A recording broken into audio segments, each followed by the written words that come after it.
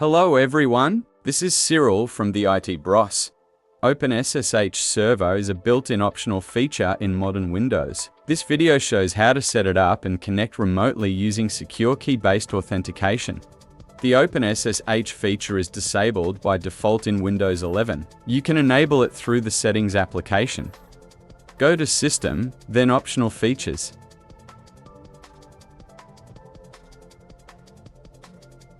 Then click View Features. Now click See Available Features.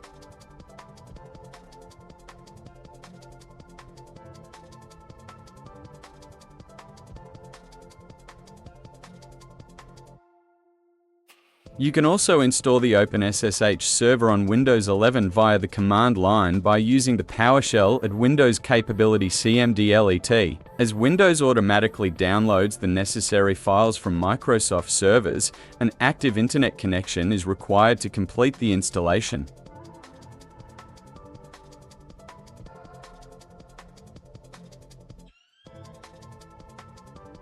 Once installation is complete, make sure that the OpenSSH server feature is enabled. The SSHD service is created when OpenSSH Server is installed on Windows. This service is disabled by default. Open the Services Management console and locate the OpenSSH Server service. Run the service and change the startup type to automatic. Now let's check that the SSH server service is running and listening on port 22. To enable remote clients to connect to the SSH service, the TCP port 22 must be open in the Windows firewall on your computer. When you install OpenSSH, a default inbound rule is created that allows connections to this port. Check if this rule is enabled. Note that, by default, this rule only applies to network connections with a private profile. If your network adapter is assigned another profile, you won't be able to connect a computer via SSH. In my case, the public profile is used, so I will have to open the rule settings in Windows Firewall and edit the rule for the OpenSSH server. In the Rule Properties, go to the Advanced tab and enable it for all the required network profiles.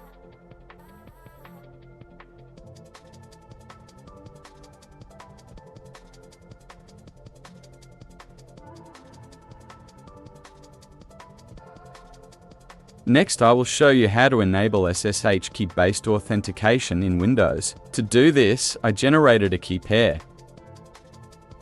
The public key should be copied to the user profile on the host with the OpenSSH server that will be used for the remote connection. Create a SSH directory in your user profile. If it hasn't already been created, do this. Create a file called Authorized Keys in this directory, then paste your public key into it. In my case, I simply renamed my public key file.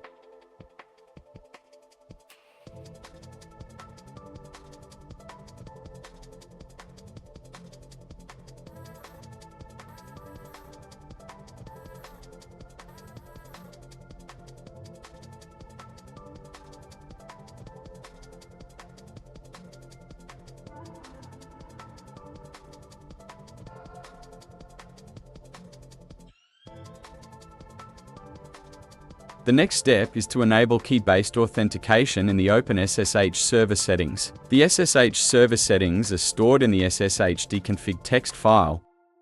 Uncomment the public uAuth directive. Then scroll to the end of the file and disable the match group option. Save the config file. Restart the SSHD service after making changes to the config file.